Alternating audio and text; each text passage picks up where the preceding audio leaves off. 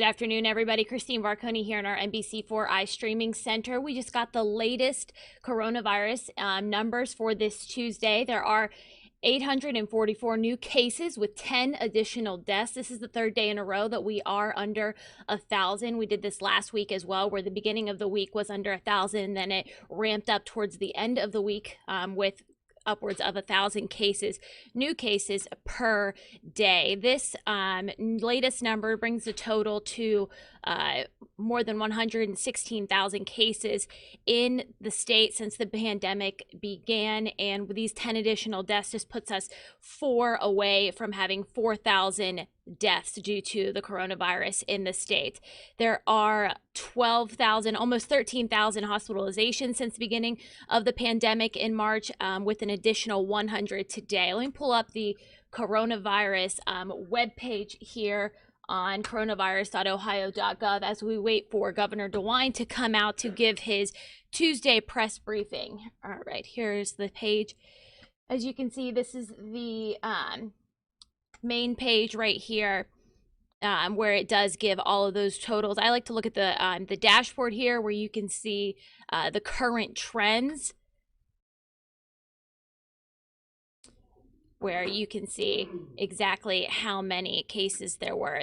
We are below the 21-day reported average at 1,033 cases. The reported 21-day average for deaths is 21. So with today's 8 new deaths, we are well below that. So we are under the 21-day average for today, the 25th. Let me take a look and see if the governor has started to come out. Yeah, Governor DeWine should be talking about school, restart of school. Many schools here and across the state have gone back this week, whether in person or fully virtual and in the hybrid model. I've seen several schools go back this week, starting their online or in-person education. So again, we are just waiting for the governor to come out. Here's a shot of the State House as we wait for Governor DeWine to come out and address the media, give us an update on the state's response to coronavirus.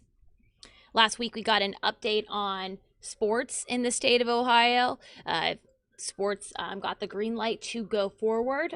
Fall sports, as far as high school goes, but we do know there are several different decisions to whether or not colleges are going back, and most notably Ohio State will not be playing football in the fall. However, several other schools will be, such as Cincinnati.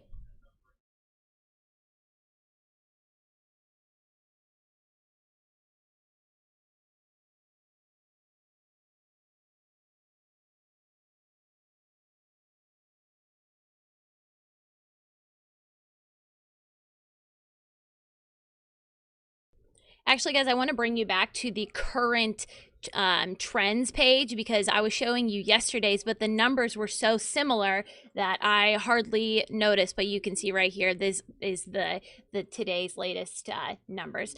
Governor DeWine is coming to the podium right now. I will catch up with you guys later, and Adrian Robbins will join us for a full report. Here's the governor. County, as well as in Monroe County.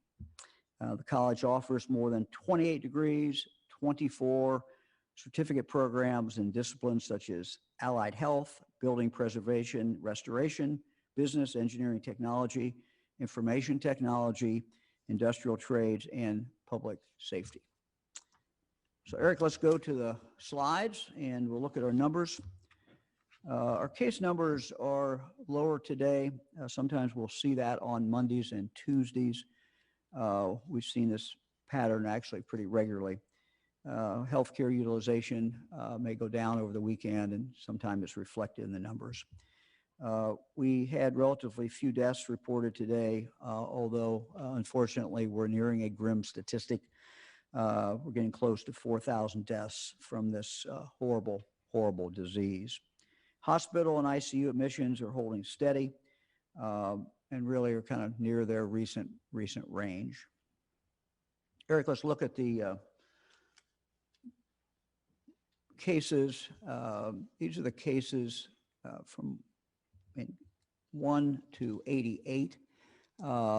We started doing this a few weeks ago, and this is to really reflect how many cases in the last 2 weeks each county has had, but then it is figured by 100,000, calibrated by 100,000 population.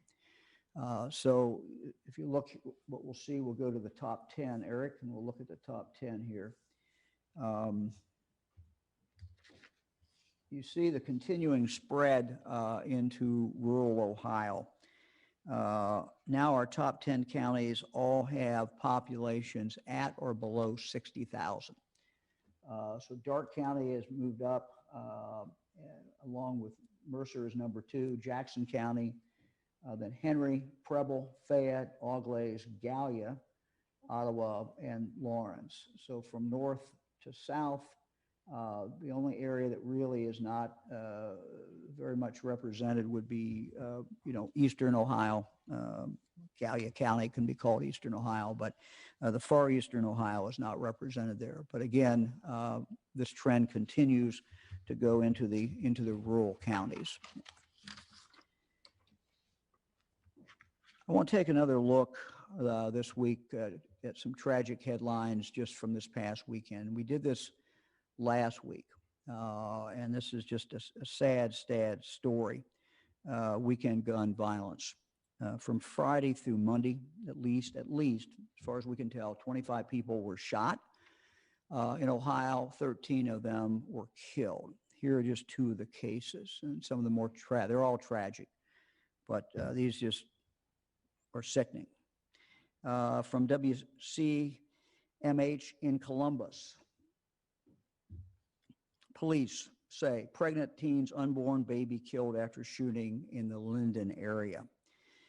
A pregnant 15-year-old girl was shot in the abdomen. She survived, but her baby, tragically, according to reports, a little baby boy, did not, and died just a few weeks before he would have been born. From Cleveland.com. 14-year-old boy dies after shooting in Lorraine Park, police say. The boy was found near a basketball court with multiple gunshot wounds Saturday night. He died Sunday. The man accused of killing the teen had been convicted of a violent felony in the past, meaning that obviously he was legally prohibited from having a gun, yet he had the gun nonetheless. According to the allegations, he had that gun anyway and used it against this child. Our legislation pending today in the General Assembly will go a long way to deal with this problem. And the problem is repeat violent offenders who have a gun. Our legislation would give our judges, would give our prosecutors, our police a lot more ability to deal with these individuals and get them out of our communities.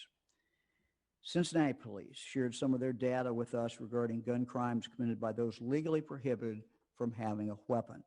Over the past 3 months, in just 3 of their districts, nearly 24 people who are forbidden from carrying a gun because of their prior felony conviction were arrested for shooting or shooting at someone. And it's not just Cincinnati. This is happening all over the state. Here's another case in the headline this week. From the Akron Beacon Journal, Akron man wanted in 4 shootings in 3 states, arrested in South Dakota. This man was the target of a nationwide manhunt after alleged shootings in Ohio, West Virginia, and Indiana. 2 people died. The suspect, due to his criminal history, is legally prohibited from possessing a gun. As I've been saying for months, Ohio's law on illegal gun possession aren't tough enough. Right now, when someone who is prohibited from having a gun is found with a gun, it is often not considered a serious felony offense. So they frequently receive probation instead of jail time, and they go right back to the streets. Under our bill, it would become a second-degree felony, which is a more serious offense with a presumption of a prison sentence. The bottom line is this: those who illegally possess guns are oftentimes the ones who use them again. Ohio's failure to properly address felons who carry guns and use them to commit crimes allows these individuals to wreak havoc throughout our communities and stay in those communities. If we truly want to address the issue of gun violence in this state, we must deal with a small number of criminals who are willing to illegally use a gun to inflict harm on others. Our legislation would give judges better ability to sentence these offenders to prison and get them off the streets. This is a bill, and this particular provision in the bill is something that chiefs of police have been talking about for a long time. And notice I said it's a relatively small number of people. I think if you talk to your chief, if you live in a city, if you talk to your chief or talk to a police officer, they will tell you that the majority of the violent crime is committed by a relatively small number of the criminal element. And in large majority of these cases, these are people who have already committed felons. They've been told they're not allowed to have a gun. They can't have a gun, and yet they go ahead and commit the offense.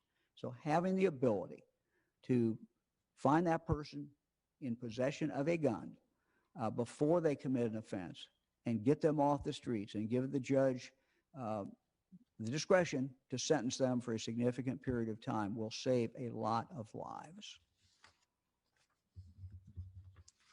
I want to take a few moments to talk about the sports order that we issued last week, and particularly the variance process, because we put this in here for a very specific reason.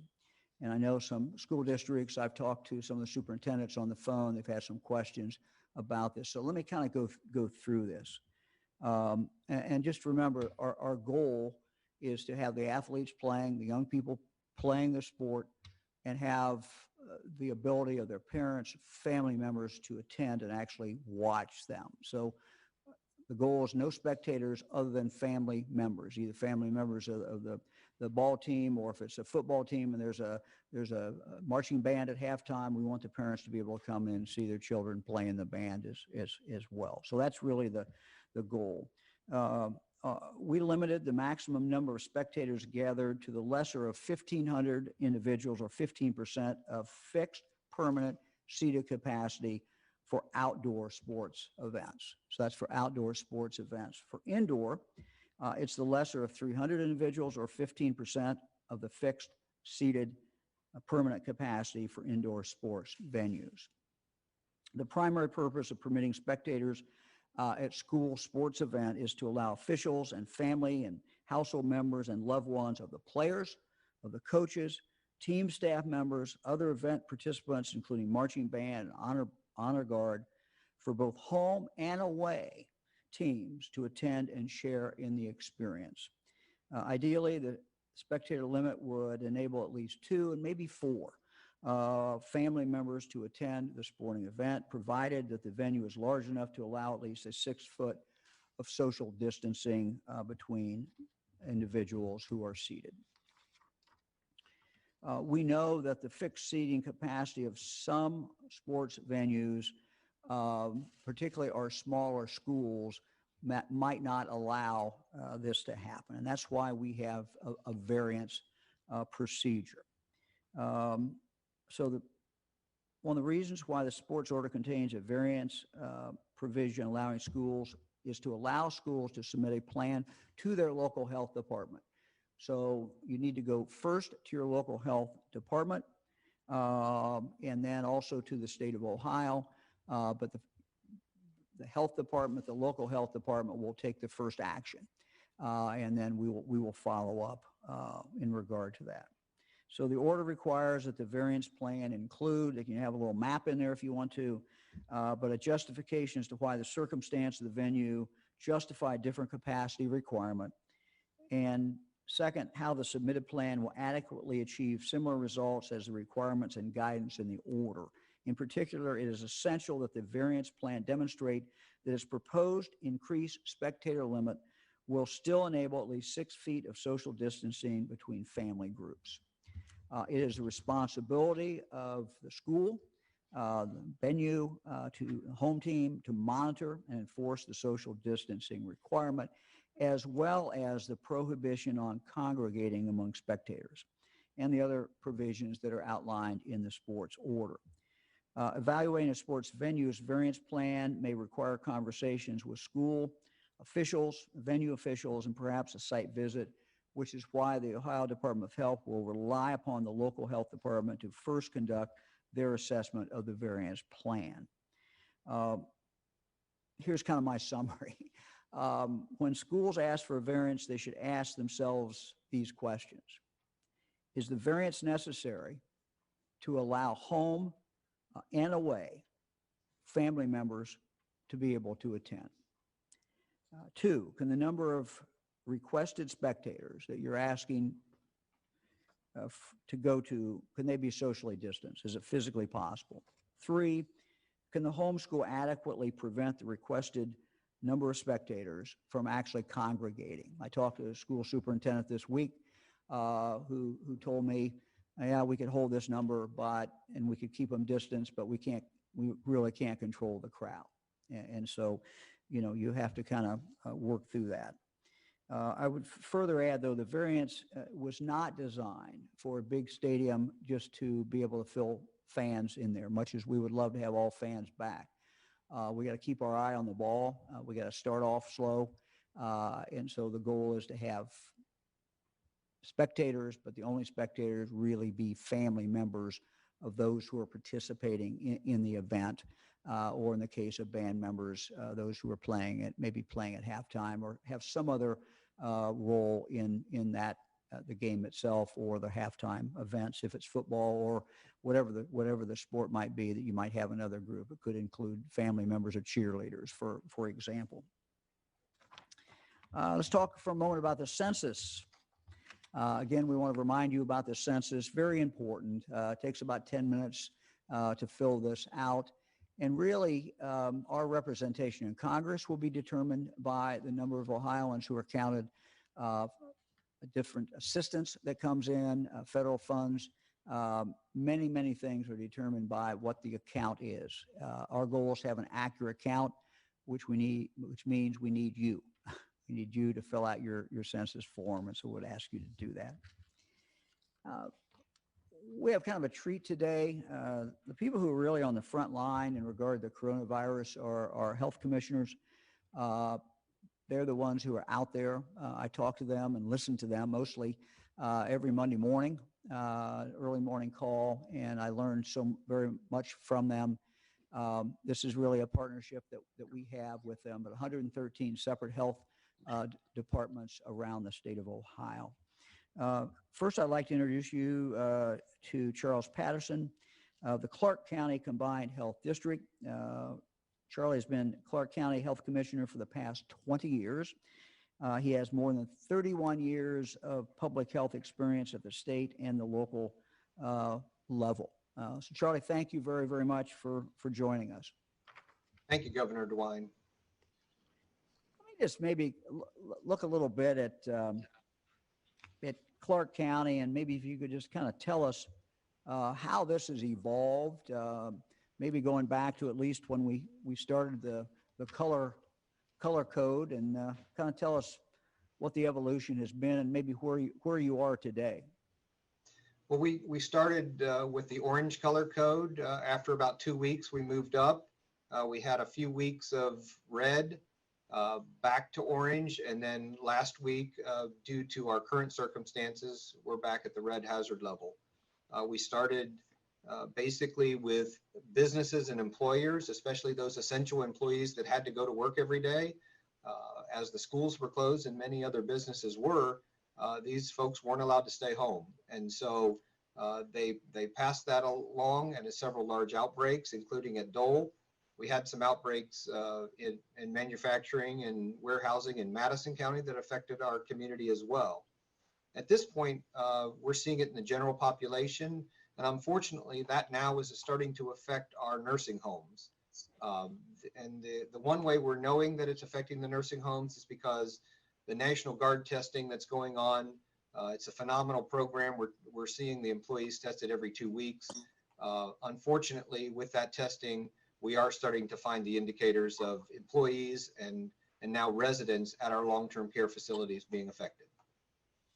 So in your case, you was actually seeing kind of community spread then move into the nursing homes. Is that kind of the Absolutely. We had we were seeing 55 cases a week or so, and now that's moved into the nursing home long-term care. That's bumped us up to more like 75 to 80 cases a week now, with those residents and employees being affected. And talk to us a little bit, Commissioner, about the start of school. Clark County, you have kind of, some schools are remote, I think, and some are in person, maybe some are hybrid. How do you handle that, or what do you see going forward? Because I know that, you know, the partnership between you and the superintendents, you and the schools is a very, very important partnership as schools start back up. Well, we do have a great partnership with our superintendents, but as you know, local control is very important in Ohio, and local school boards have chosen the entire gamut here in Clark County. We have a couple of districts that are fully remote. We have a couple of districts that are doing the hybrid, and a couple that are going back to school full time. Each of those districts has a plan in place to try to keep those students and teachers in school as long as possible. And we'll be very closely monitoring that here in Clark County to make sure we can keep those schools open. One of the things that we have to be very careful, though, is personal responsibility of all of our citizens, because just as we've seen it affect our long-term cares, we know that if people are not following your guidance with the social distancing and the masking, that we very quickly could see this transmission in the schools. And then we'll have to work closely with the superintendents that are in person to see if we can continue that. How are we doing in Clark County in regard to social distancing and wearing masks out in public? Do you have any anecdotal, what you have seen, maybe what your health department's seen? Well, we've certainly seen a lot more masks on individuals since your mandatory mask order. But I would tell you that the number of complaints we're getting has also risen because of that. People want to go to a store, they want to go to a place of business and feel safe, and they only feel safe if everybody's wearing masks. So we still have enough people not following the guidance that's throwing our numbers off, and that's why we continue to battle this in our community. Maybe a last question, if we could go back to the schools for a moment. Just as the nursing homes many times will reflect, you know, the community spread, certainly schools are going to, and do, those that are open now, reflect the community spread. What's the procedure? What's the procedure a school follows if, let's say that, you know, they have some indication they have a student who has some of the symptoms? Well, the first thing that will happen is the contact tracers at the health department will work with the school districts. We have designated people at each of the school districts that we'll be sharing information with. The school nurses are very vital to this effort moving forward. And we'll look at seating charts. We'll see exactly who has spent that less than 15 minutes or more than 15 minutes, less than 6 feet away. And those individuals who surround a positive case will be quarantined. The positive cases will be isolated. And we won't look at an entire class. If we can, we'll leave as many kids in place as we can. But those individuals who are affected, we are going to have to make sure we stop the spread by that quarantine order. Well, Commissioner, thank you very much, not just for being here today, but thank you for what you do to keep Clark County, the citizens of Clark County, safe. And we want to thank not only you, but your whole team. You've got a great team there, and we just appreciate, we know you guys are working really, really hard, and this is, there's no let up in this. So thank you for what you do.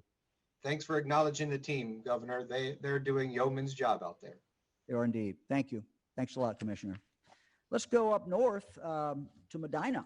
I'd like to turn to Krista Wazowski, Health Commissioner at the Medina County Health Department. She's been a Health Commissioner for 15 years, past 8 of those in Medina County. Before that, she was not too far away in Morrow County. She has 28 years of public health service. Medina, it's red for 3 weeks, July 23rd and the 30th and August 6th. Commissioner, you want to kind of, first of all, thanks for joining with us, and can you kind of maybe give us, as Charlie did, can you kind of give us the rundown of what where you are in Medina County now and kind of where you've been, how you got there? Sure. Thank you, Governor. So Medina County, since early June, actually, we've only had 17 COVID cases coming out of congregate settings. We too have had the Ohio National Guard in here doing testing, a lot of testing happening within congregate settings. But the cases that we're seeing in Medina County are really coming from community spread. So to give you an idea, back in May, we were seeing 14 cases a week on average. And then in July, we were seeing 74 cases a week on average. And now in August, we're seeing 85 cases a week on average. So while Medina County has never been designated as a high incidence county, even the weeks when we were red, we do have some communities in our county that are having more significant spread. So some of the challenges that we're having are people giving complete contact lists to us.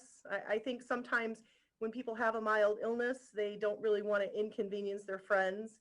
But really, contact notification and that tracing process and working with public health is really the only way that we're going to get in front of this virus. We want people really to remember that the virus, it may be mild for you, but it might not be mild for that next person. Really, to Commissioner Patterson's point, those cases that ended up in the community and then finding its way into his nursing home, they've actually had some rather tragic outcomes from that in his county. You talked about different parts of the county. Where do you see it most? The northern part of Medina County, our border that's closest, we're a suburb of both Akron and of Cleveland. So it's our northern end of our county where we're seeing more of our cases and community spread.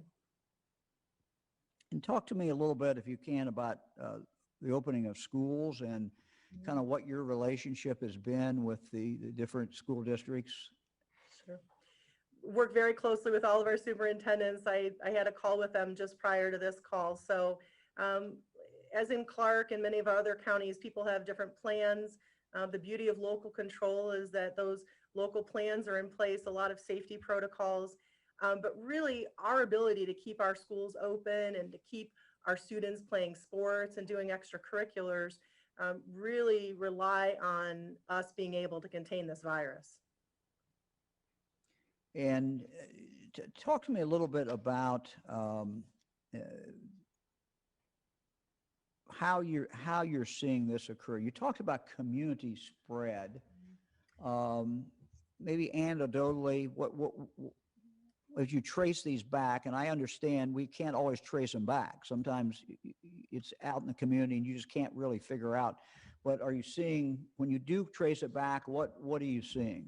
Yeah, sure. What we're seeing is a lot of unintentional exposures. Some of our young adults in particular are having mild symptoms.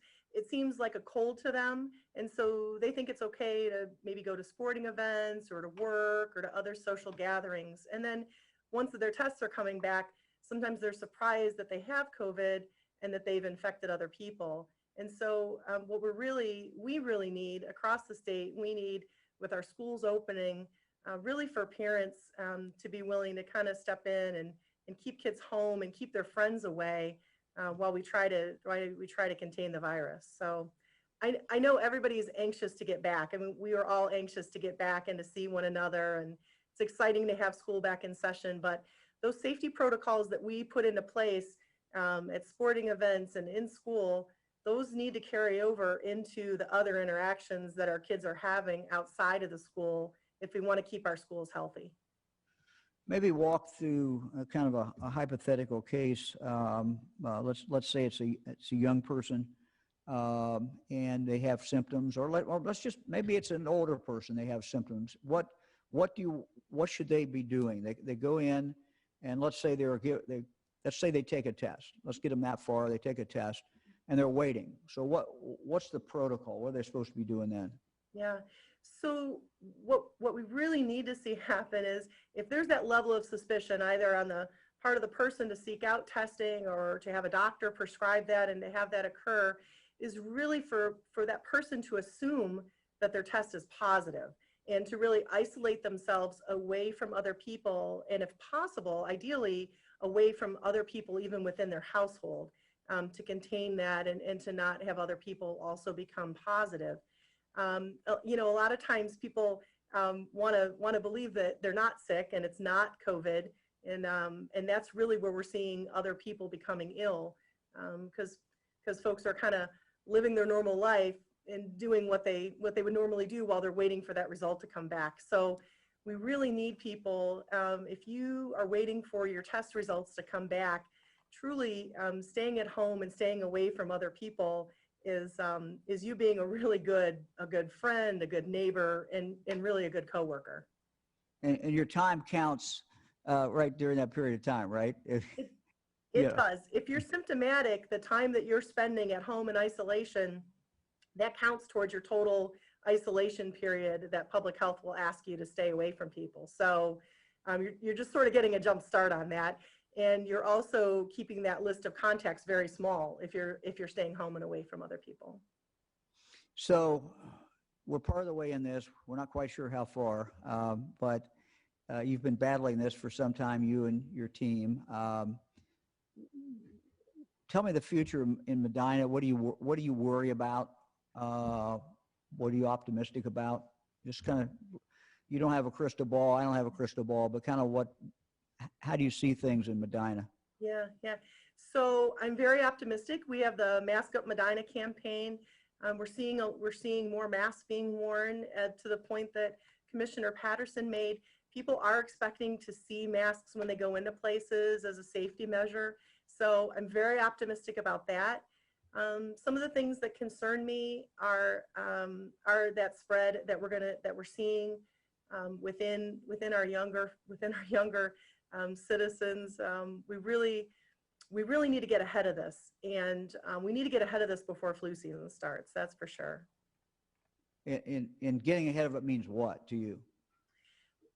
To me, it means keeping one person who's ill, keeping that number that they also get ill very, very small. So back in the beginning, our list, we only had maybe a one contact and very few, a little bit of disease spread. But as we come up now, we're having 10, 15, many contacts. And so that just exponentially potentially spreads that disease. So when I say get in front of it, I mean all of us being very responsible to one another. And if we're feeling ill, staying away and containing that illness.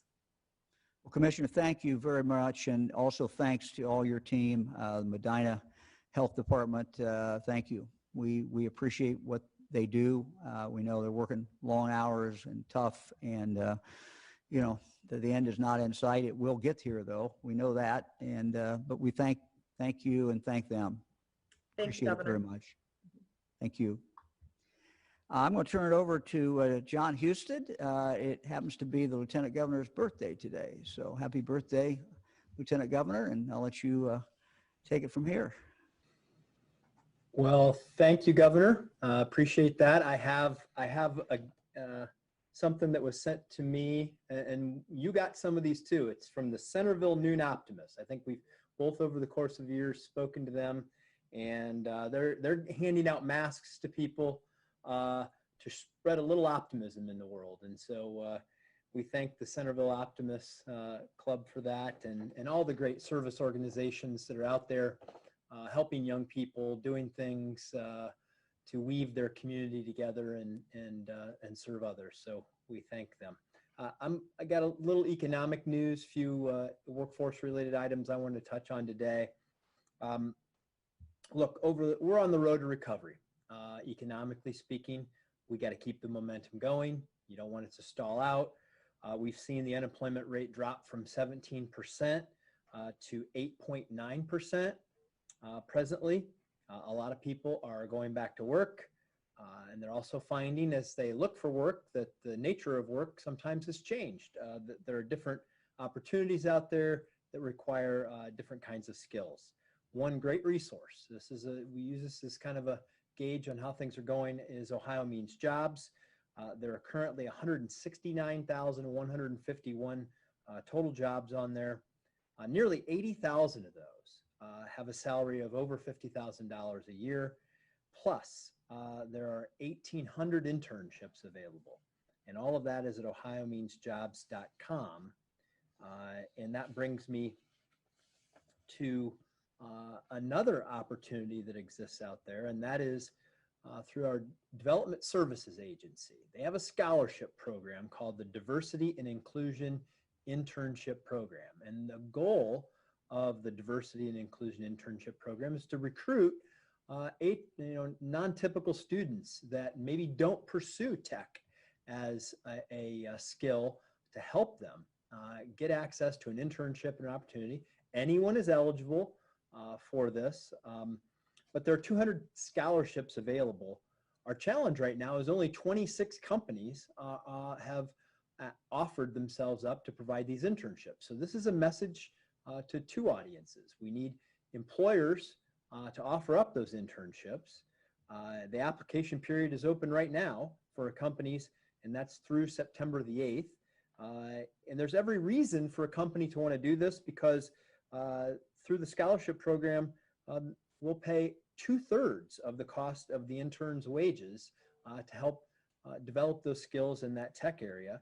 And for students, the application period opens up today and is available through September 22nd. So we know in a COVID world that a lot of people are rethinking work, they're rethinking education. Maybe they want some real life experience, and they can use the distance learning opportunities that are available through some of these internship programs and others.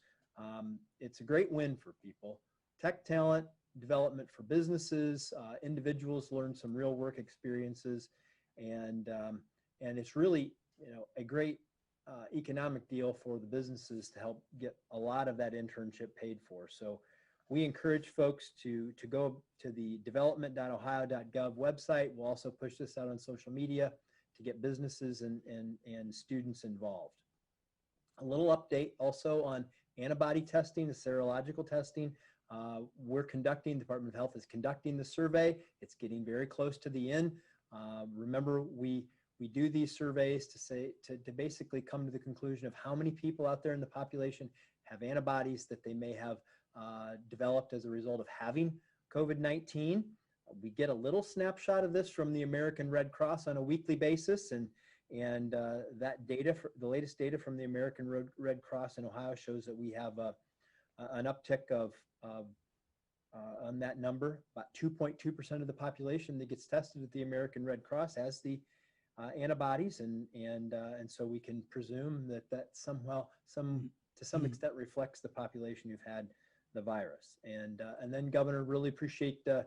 I know a lot of families appreciate the update you gave about sports, because when you read these orders, we know they're written in legal language many times, and we get the questions. But look, we're going to accommodate families. We want the families to be out there watching their student athletes participate, and there's a way to make sure that every school can do that for both home and away fans. And we know our Department of Health is looking at those variances in conjunction with the local Department of Health, and we're going to get mom and dad out there to see their sons and daughters participate. Thanks, Governor. We're ready for questions. Governor, your first question is from Ben Schwartz at WCPO in Cincinnati. Good afternoon, Governor DeWine. I'd like to ask about a letter that Representative Thomas West's office says was sent to you earlier, urging you to consider deploying the National Guard to work as poll workers if needed. I'm wondering if you've been able to give that request any thought yet, and if you'd consider deploying the Guard. Well, I'm going to rely on Frank LaRose and see what Frank thinks. I know Frank has plans, and I know locally they're working to recruit people to be the poll workers. So, what we do have, and I think it's a very good question, and I think it's a good point. We have some older poll workers who, in the world of COVID, may not feel safe sitting there 13 hours where the polls are open, and they got to get there earlier than that. So it's a long day, but they're exposed to a lot of different people. So I think that's going to be our challenge this year. And so, I'm going to rely on what the Secretary of State, he's all over this. But if we see a problem, we're open to any kind of, suggestions. But, we want people, we want to continue to be able to recruit people to be poll workers. It's a process that needs to take place. And so we'll kind of watch this and see how it's going. And we thank the poll workers, by the way, who spend long days and do this. Thank them very much. Yeah, Governor, can I add something to that? Look, everybody who's watching today, you can be a poll worker. Everybody who's out there across the state of Ohio, 11.7 million people almost, I guess, we can get them out there and be poll workers. We're really encouraging high school students, because there are provisions that allow high school students to get out there and work at the polls, and they may not be physically in school that day or even online, because a lot of schools close down on election day because their facilities are being used. Convert those high school seniors to poll workers. They're young, they're strong, and they also can make a little money at the same time. So we hope to enroll a new generation of workers out there as well. Thanks, Ben. Next question is from Jack Windsor at WMFD in Mansfield. Hi, Governor. Jack. 5 Texas Republicans, as you may know, sued Texas Republican Governor Abbott over a $295 million contact tracing deal signed during the early months of the coronavirus pandemic. Legislators there say the governor skirted separation of powers, agreeing to a contract without following state statutes. As you know, I've been waiting for months now for information on our contract with the company assisting us with contact tracing, Partners in Health. I have to assume that is a multi-million-dollar contract, and our audience is interested in understanding the length and value of that deal. So, Governor, how much have we paid Partners in Health? How much are we obligated to pay them, and how long is the contract? I don't know the answer, Jack, but we certainly can get that answer. I don't see any reason that we cannot get that answer on Thursday, exactly where we are. I would point out that while Partners in Health, you've kind of highlighted them with some questions, and I talked about them several times because they have done this worldwide, this type activity. But, the tracing, relies really on our local health departments. They're the ones who are doing most of the hiring. We have come in and hired tracers so that we can, if a county is overrun, something happens, so that we can put tracers in there. So we hire, they hire. Partners of Health have played some role as far as advising, because we respect the work that they do in that particular area. But we'll get you that information. Next question is from Jesse Balmert at the Cincinnati Enquirer. Hi, Governor. My question is, as students are returning to schools, how are schools going to report COVID cases to the public? Well, Jesse, that's a very good question. I'm laughing a little bit because we've been discussing this, and I've tasked my team with coming up with basically a consistent state plan. In other words, the way these are reported to the public should be, whether it's in Belmont County or Huron County or Hamilton County, it should be the same way. So we will have a procedure to outline for you on Thursday. So your question anticipated something that we're working on, because frankly, I felt it needs to be consistent. We need to protect, because the law says we should, and because it's the right thing, individuals' health information. But knowing that something is going on is important. And so it's also important not only that it be reported to, it needs to be reported to the health department, obviously, but it needs to be also in real time reported to parents. so that parents have an idea of what's going on, and that needs to be also reported to the news media. So we'll have the specifics of that for you on Thursday. Next question is from Laura Bischoff at the Dayton Daily News.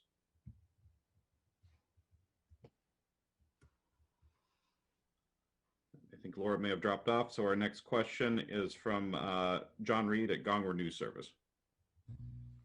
Good afternoon, Governor. With college students returning to campus, there have been some major outbreaks at colleges in other states, at Alabama and North Carolina. Have you seen any evidence of similar situations maybe happening here? And if so, how do you prevent that? How do you deal with that when it comes up? Well, I was on a call this morning that I put together to talk with our university presidents of our state four-year institutions. We went through that. We talked a lot about that. I mean, you have seen just in the news media, you saw Miami announcement this morning or last night. Saw some news, Youngstown State. I've talked to both presidents about that. They both have it, under control. But look, I think the lessons that we see in colleges, quite candidly, are similar to the lessons that we are seeing among the population that's not going to college, usually older. And that is that the spread is occurring because people are letting their guard down. The spread is occurring because people are getting together and because they're with friends, they're in a social situation, sometimes they're drinking, they let their guard down, they don't wear a mask, they don't keep a social distance. If you look at the outbreaks on college campuses, a lot of them have come directly from that type of a party or that type of an event. I've told the college presidents, I told them yesterday morning, I said, look, I think that you certainly are in a good position and you will protect your students. You have a plan. You'll protect your students when they're in class. You'll protect them in the library. You'll protect them probably pretty well in the dorms. But what I worry about is what they do the other times, and just human nature being human nature and what it is. So one of the university presidents I talked to this week, one of our private schools, I think summarized it pretty well. He said, really, it's going to be up to the students. If the students want to stay on campus, if they want to continue to be able, all of them, to be in class or to be on campus with some either a mixed hybrid process or entirely back in class, they're going to have to control it, and they're going to have the discipline, and they're going to have to, frankly, have a little peer pressure on other students who maybe are doing things that are not very productive to staying in class. So, am I worried? Yes, I'm worried. I think we have every right to be worried as we K through 12 goes back. Many places in person, many places where we have significant community spread. At the same time, our campuses are filling back up with students. And, to state the obvious, even when campuses are remote for a while, we're still seeing students go back physically to the campus. Particularly those who are living off campus. They're just moving back. And you can be remote, you can be online, but they're still back in congregating in whatever community that is. So these are all challenges that we face. But I think the good news is I'm confident that every state university, I'm confident, the private schools all have a plan. They're all on it. They're doing the best that they can, but it's ultimately going to come down to, frankly, what the students do and, what kind of year that they're going to be able to have. Next question is from Max Philby at the Columbus Dispatch. Hi, Governor. We've heard from some long-term care facilities, nursing homes, assisted living centers that are struggling financially and just having trouble resource-wise with addressing the pandemic. I'm curious, is there anything more that the state can do to step in and help with that? And if so, what might that be? Well, I mean, we've been paying, as you know, for a great deal of the testing. We understand that they're under certain stress. We've been helpful in regard to those who, have Medicaid patients. So these are things we will constantly monitor and constantly, continue to talk with them. It's important that whether it's an assisted living, whether it is a nursing home, obviously that they have the ability to keep going, and they have the ability to employ people, and they follow the best sanitation practices, and that the testing be occurring. So we're helping them with the testing. We're trying to help them in regard to the sanitation, but we're certainly open to look at other things that we might be able to do. Next question is from Kevin Landers at WBNS in Columbus. Well, Governor, thanks for taking my question. Two-parter for you. First of all, are you taking calls for your impeachment seriously? And secondly, it's been several weeks since the order was in place to curtail alcohol sales at bars. Do you think that is going to last through the end of the year? Is there any data that you've seen that shows that's working? Thank you. Sure. Well, let me talk about the first question you asked. My focus as governor is going to continue to be, and my priorities are to keep people safe and to get our economy moving faster, getting more people to work, growing our economy, and saving lives. So that's where my focus is. If there are others in the legislature who want to spend their time on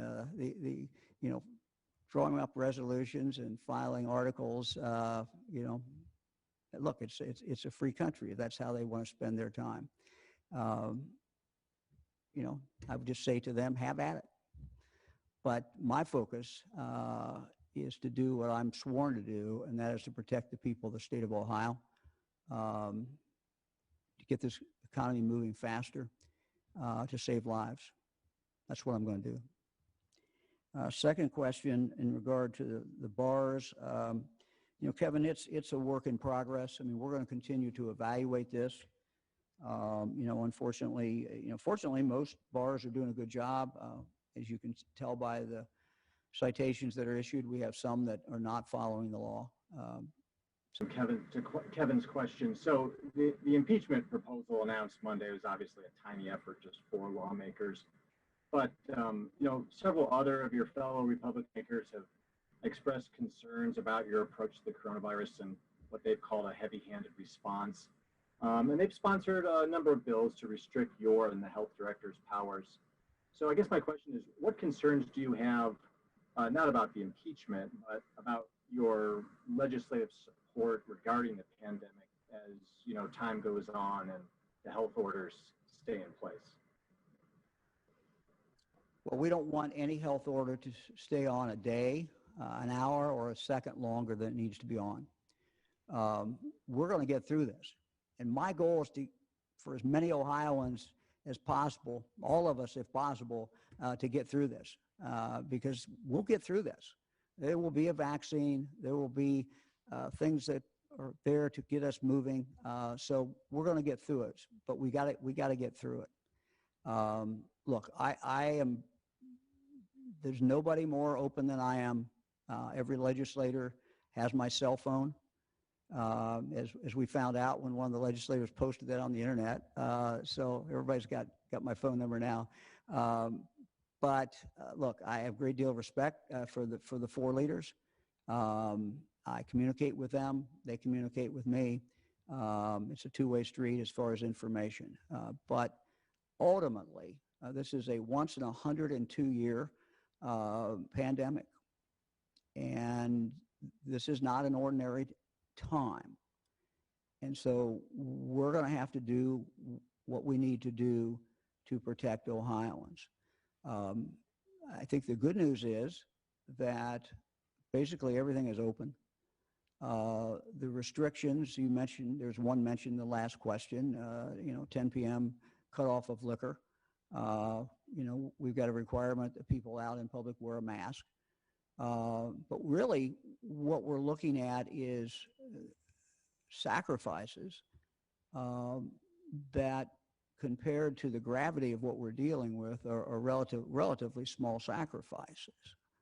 The biggest sacrifices I think most people are making are self-imposed sacrifices, not seeing their grandkids or keeping a distance when they do see their grandkids. And look, these are just tough things, but they're not imposed by me. They're basically, self-defined. And, we tell people keep a social distance.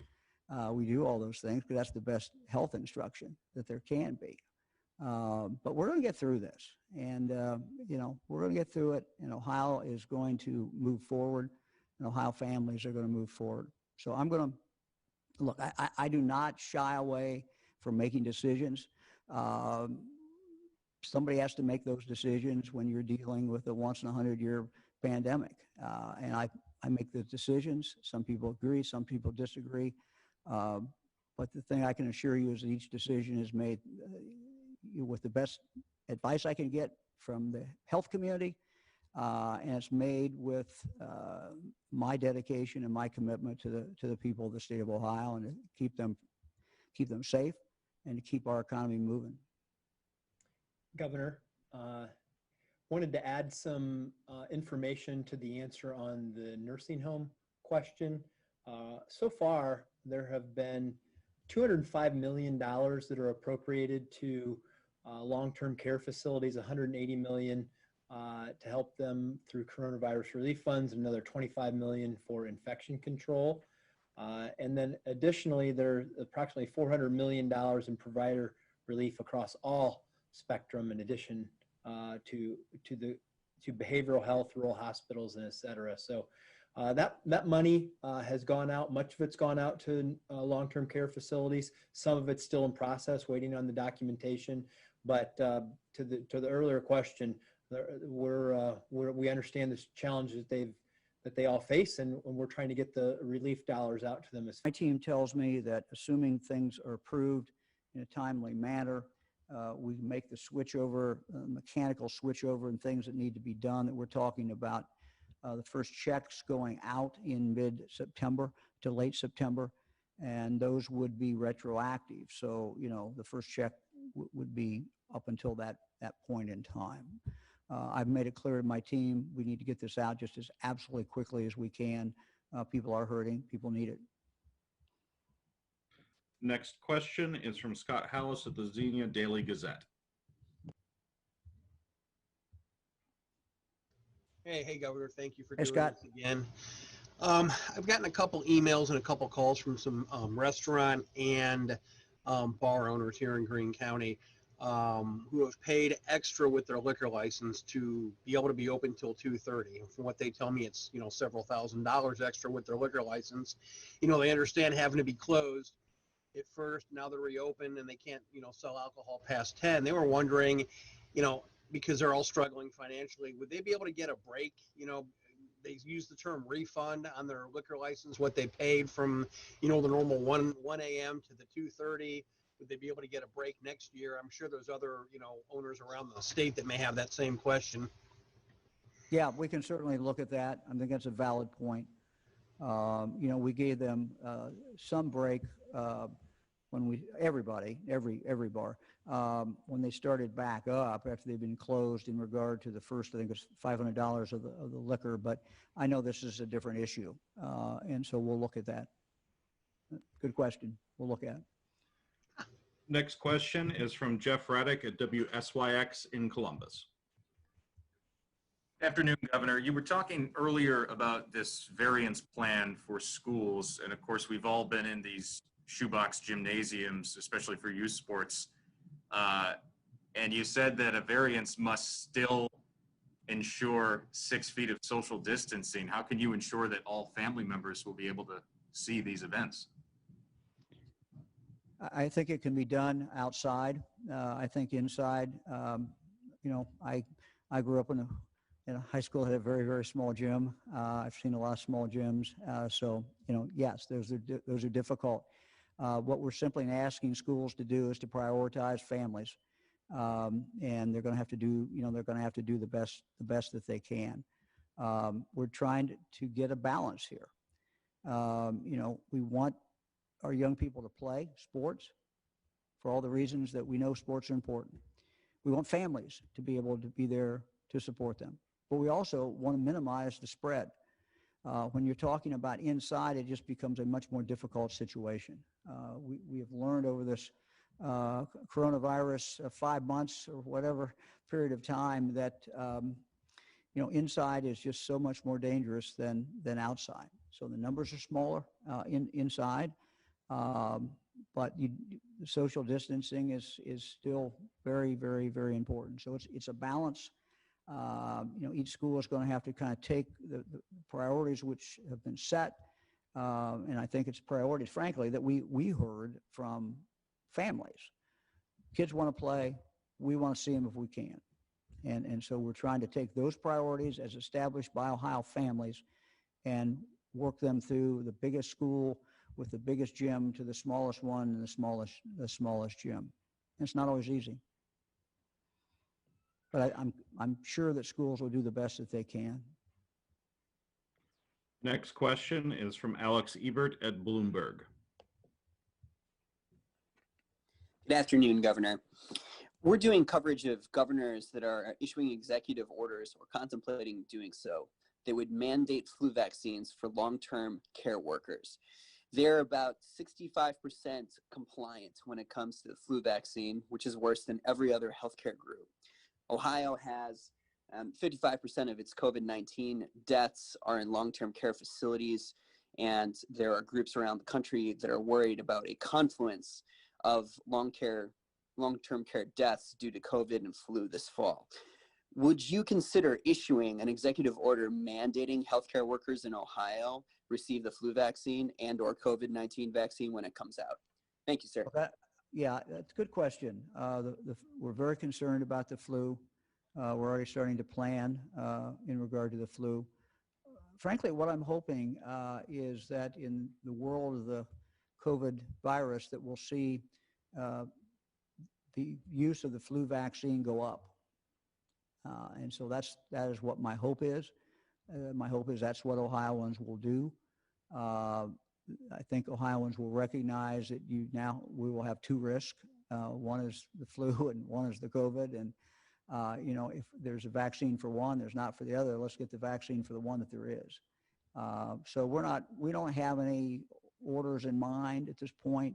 We're going to do everything we can to encourage people to do that. Encouraging them to do that. You're going to see us, probably with a media campaign of some sort to do that because it's so very, very important. But that's how we're going to approach it.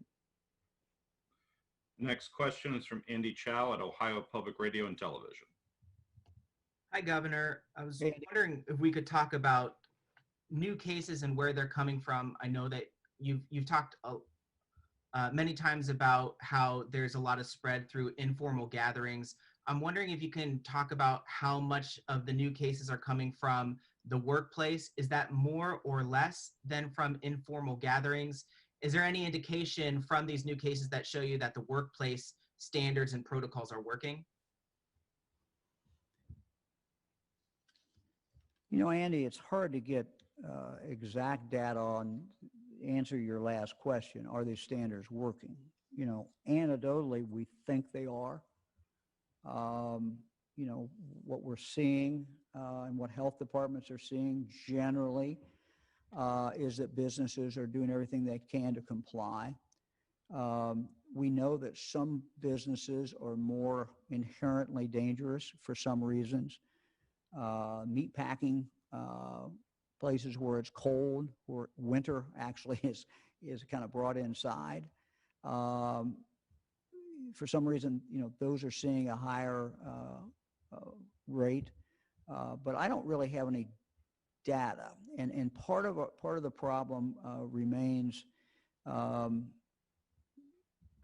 we're not yet to the point where we can take the tracing and turn that into statistics.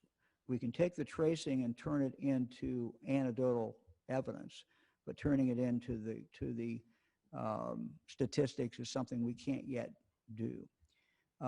We do know that we have seen outbreaks.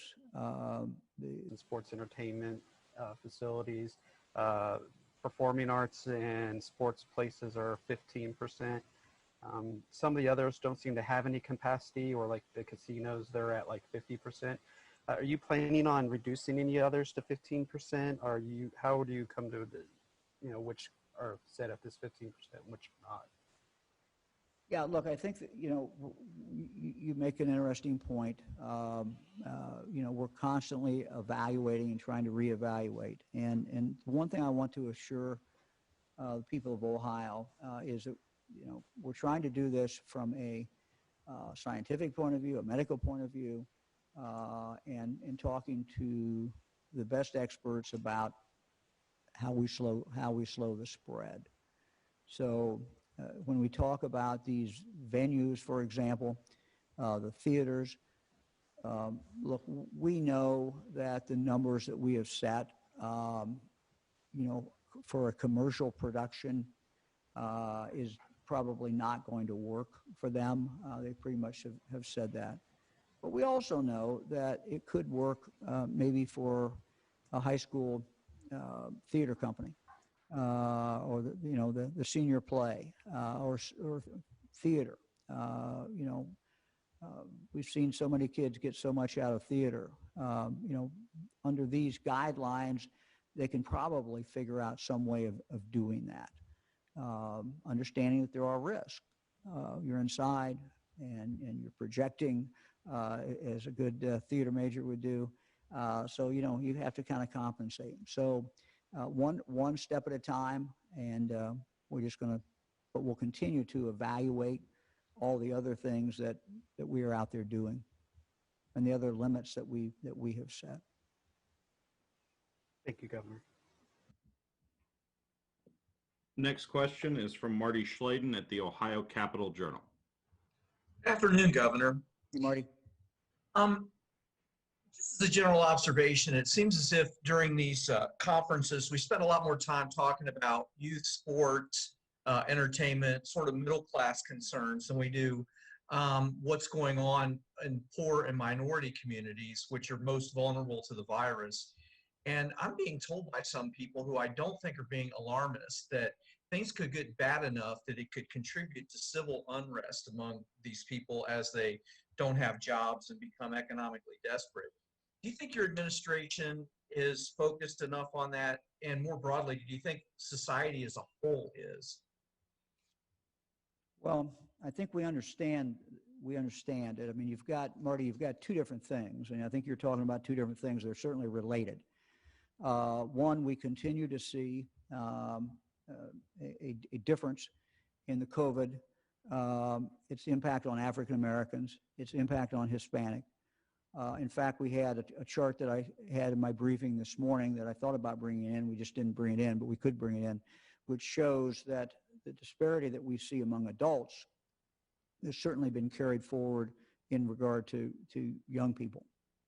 So we're seeing African American children who have these higher rates, higher numbers. And again, that should not surprise us. So in regard to that, we put a lot of effort in the National Guard going into areas that are underserved. I continue to focus on our team, and when we look at the Guard now is pulled out of the nursing homes, and we've got testing going on now that the nursing homes themselves will be doing. We were at 2 weeks, now we're trying, 2 weeks, and now, as we look to the future, we're trying to get that down to 1 week. But the Guard now has more ability to go into other communities. And so again, if anyone is watching, any of our legislators who have ideas about areas that we need to go, congregate living settings, maybe apartment buildings, other places to do testing, we are very much willing to do that. And so again, trying to get underserved areas in regard to that is very, very important. Look, we talked about this the other day. We have discrepancies not just in health. We have other discrepancies. In the plan that we outlined, we have other discrepancies not just in health. We have it in health, we have it in housing, we have it in education, between African Americans, Hispanic, and the white citizens of this state. So, we laid out a plan, but we're always open to more ideas and more things to look at. So, I don't know, John, whether you have anything you want to add to that. You were going over some data with me today in regard to unemployment and other things, but sure. Look, this is why we're applying for approval from the federal government for the $300 additional payment for people who are unemployed. This is why we have some exciting things that we're working on. We will announce soon with Jobs Ohio and our folks from the Department of Job and Family Services who are working on with local communities to target populations who are traditionally underserved and where there are high unemployment rates. You see what we were talking about today is bringing the private sector and public resources together to educate non-traditional students in tech.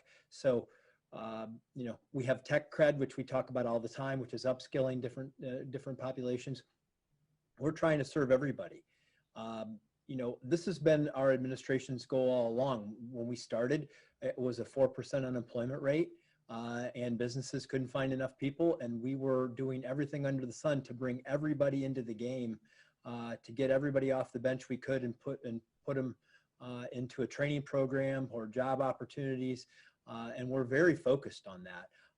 And we don't want to leave anybody behind, whether you're at the low end of the economic scale and in terms of skills. We want to upskill you. We want to get you into a good job. We want to start people moving up that economic ladder. And we're focused not just on the middle class and not just on the poor. We're focused on everybody because that's what it takes to have a vibrant economy. We need everybody in the game. Employers need talent. We need to keep upskilling people. That's why we wanted schools to get back into session so that we wouldn't lose academic progress from our young people. And so I think we're very focused on this topic every single day. Next question is from Laura Hancock at cleveland.com. Hi, Governor.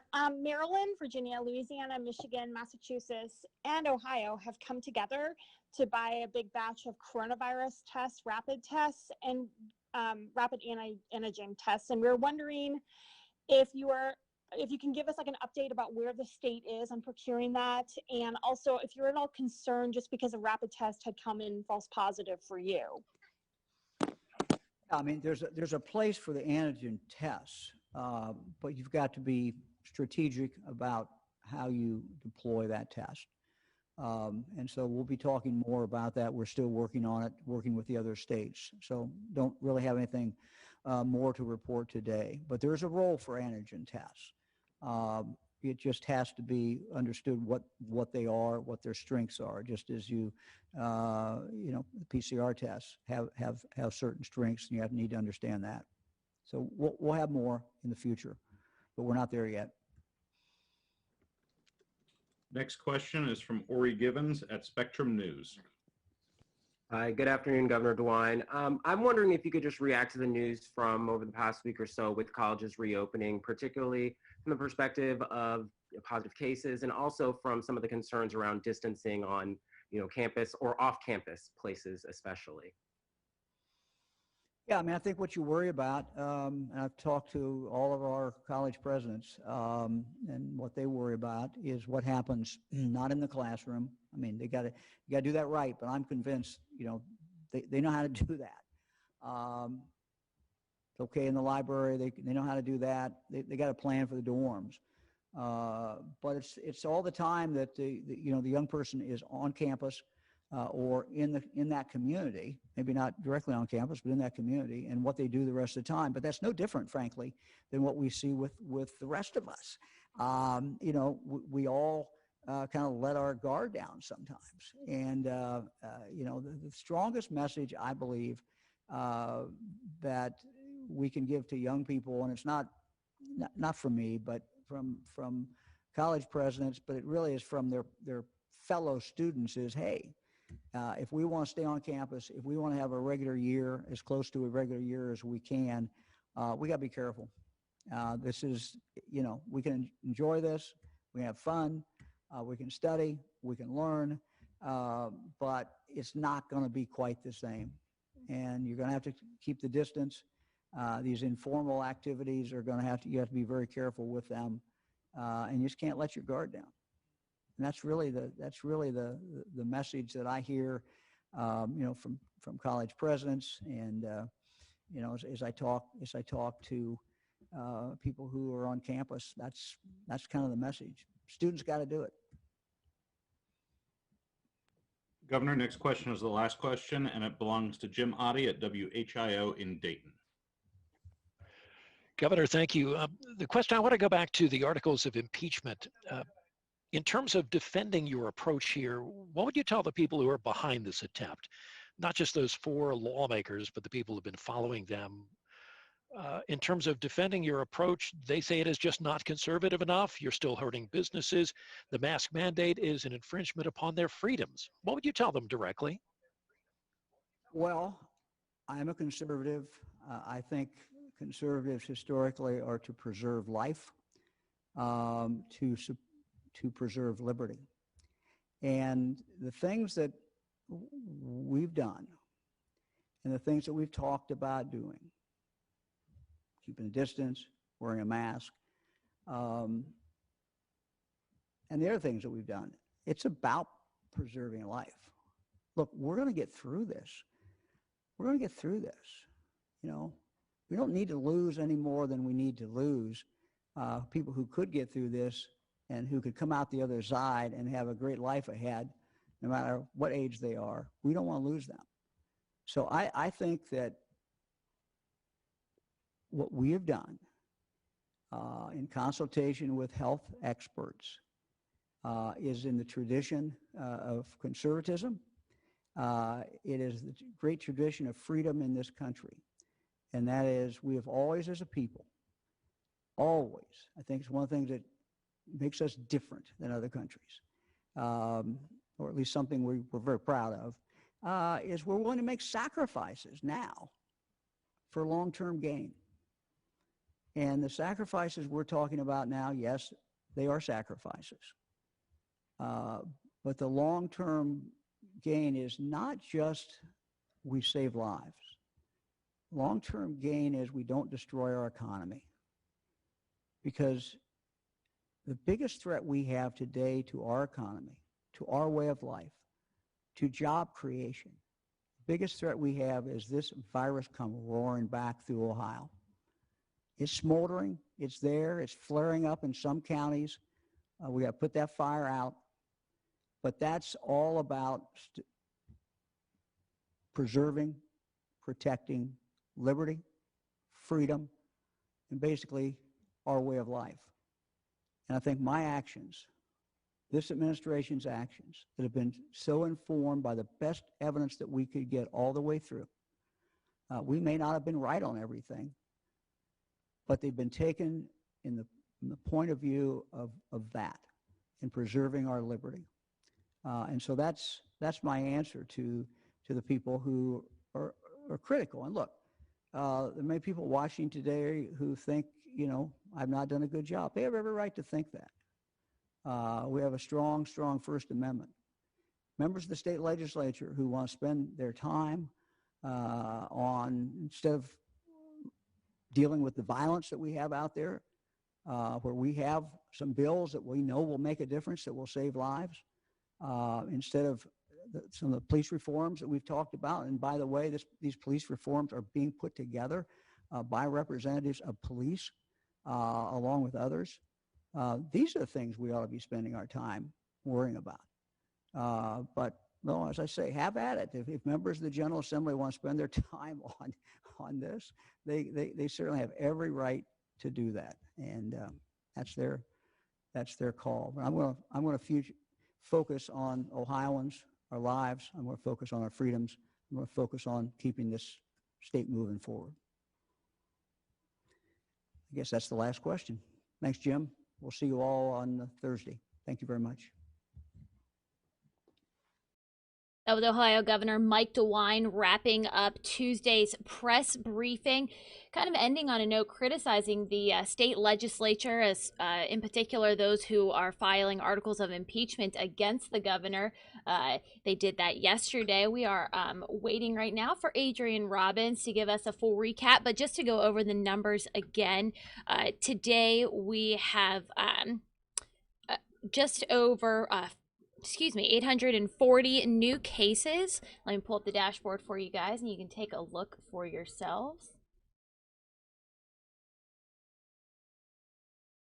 There we go. Here's the ohio.gov website, the coronavirus.ohio.gov. As you can see, a total case count is creeping up on 120,000 cases right there. But what I like to look at is the trends case. So trends page, actually. So if you just go down here, you go to the dashboard and then you go to the current trends, that shows you the latest data. Again, 844 new cases with just over 1,000 cases as the 20-day reported average. So that is what is going on. Adrian, are you ready for us? All right, we're still waiting on Adrian here so we can take a look at the numbers a little bit more. Again, we have 10 new deaths reported in the last 24 hours, which is about half of the average. Just 1 second here, guys, and I'll leave the dashboard up for you guys.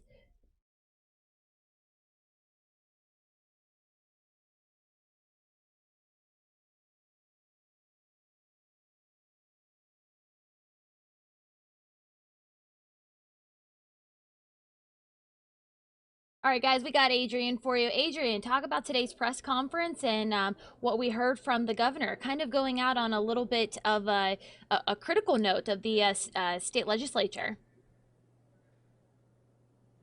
Yeah, Christine, it seemed like it was kind of a mixed bag today at the governor's press conference, covering everything from impeachment to cases in rural areas and schools and sports, of course, which have been the topic for quite a while now. But the governor basically talking about those articles of impeachment. We knew he would most likely at least address that issue today because obviously we now have 4 representatives who are calling for his impeachment. But today he basically said, you know what, I am worried about saving Ohioans' lives. I'm worried about getting Ohioans back to work.